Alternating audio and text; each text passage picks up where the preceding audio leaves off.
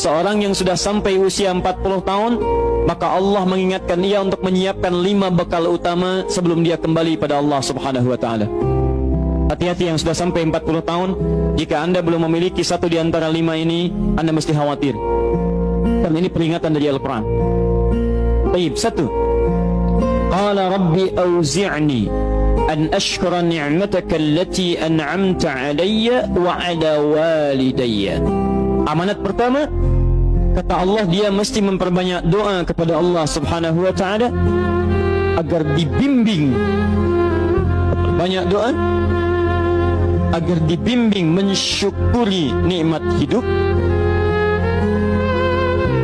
plus bisa meningkatkan bakti pada orang tua. 1. Rabbi auzi'ni an ashkura ni'mataka allati an'amta alayya wa ala walidayya. Perhatikan baik-baik. Ya Allah, mohon bimbing saya untuk selalu bisa mensyukuri segala nikmat yang telah Engkau berikan pada saya sekarang, 1, dan pada kedua orang tua saya. Baik, jadi kalau sudah sampai usia 40 tahun, pertama, anda memohon doa kepada Allah untuk dibimbing terus bersyukur kepada Allah. Ini yang mau saya tegaskan. Lihat baik-baik. Apa itu syukur? Tidak ada makna lain dari syukur yang tertuang dalam Al-Quran dan hadis kecuali ungkapan kebahagiaan atas nikmat yang Allah berikan kepada kita dengan cara menggunakan nikmat itu sesuai dengan fungsi yang telah Allah tetapkan.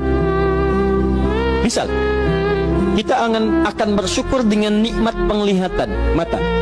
Anda diberikan 40 tahun dalam hidup, mata masih bisa melihat.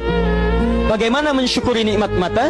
Kalau Anda ingin syukuri nikmat mata, maka yang paling singkat, gunakan nikmat mata ini sesuai dengan peruntukan yang telah Allah tetapkan. Fungsi yang telah Allah tetapkan. Apa fungsi mata? Masih ingat? Melihat yang baik-baik. Quran surah ke-24 ayat 30 untuk laki-laki, ayat 31 untuk perempuan.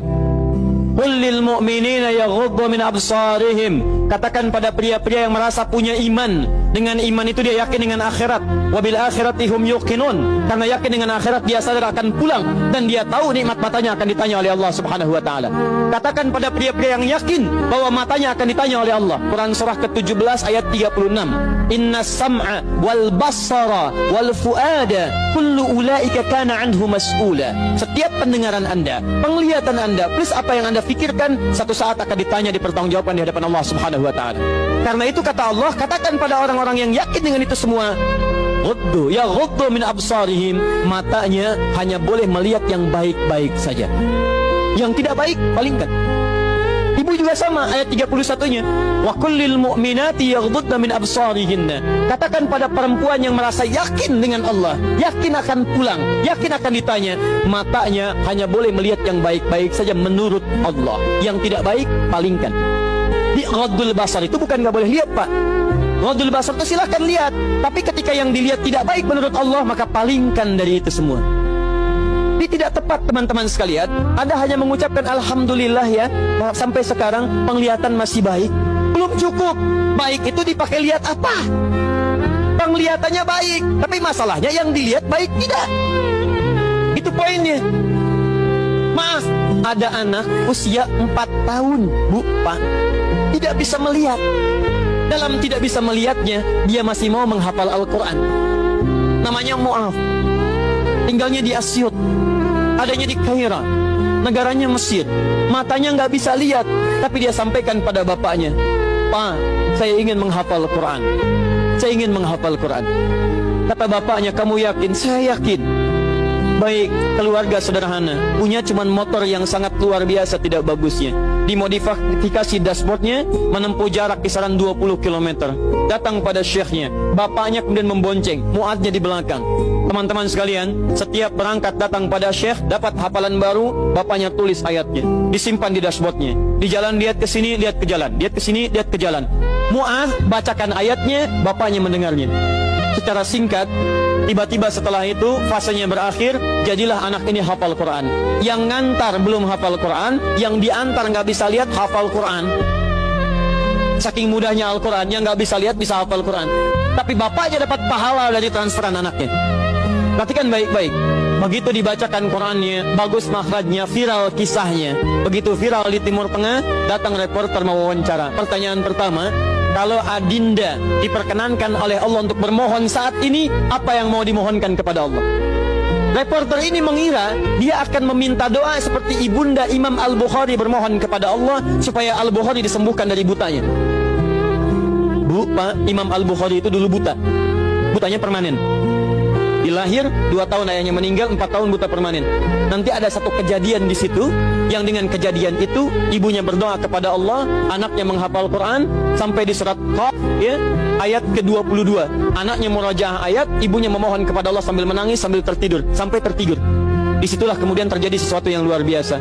Seketika Allah sembuhkan Al-Bukhari kecil, matanya bisa melihat kembali. Karena kajian kita bukan di sini, lain waktu nanti saya terangkan. Anda yang punya kitab Fathul Bari, Syarah Sahih Al-Bukhari, beli jilid pertama, kitab Muqaddimah, halaman 634, paling kiri, paragraf yang ketiga, baris 1 sampai dengan 9. Anda temukan kisahnya.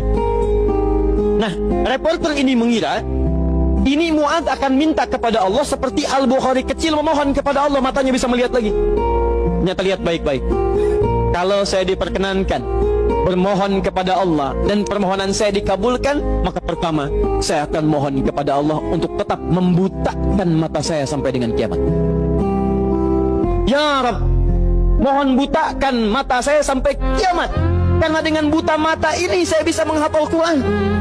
Saya takut ya Allah, kalau saya melihat lagi, mata saya melihat maksiat dan hilang Quran dari hafalan saya.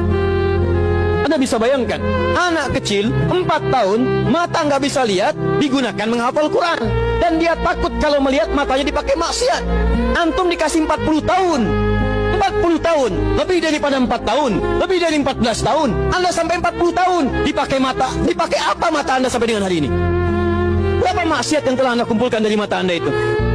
Mungkin wajar, jangankan hafal, baca masih sulit, lihat mushaf masih enggan, membaca masih susah. Kalau Anda sulit berhadapan dengan Al-Quran dalam pandangan Anda, tanyakan pada diri Anda, dipakai maksiat apa mata ini selama ini?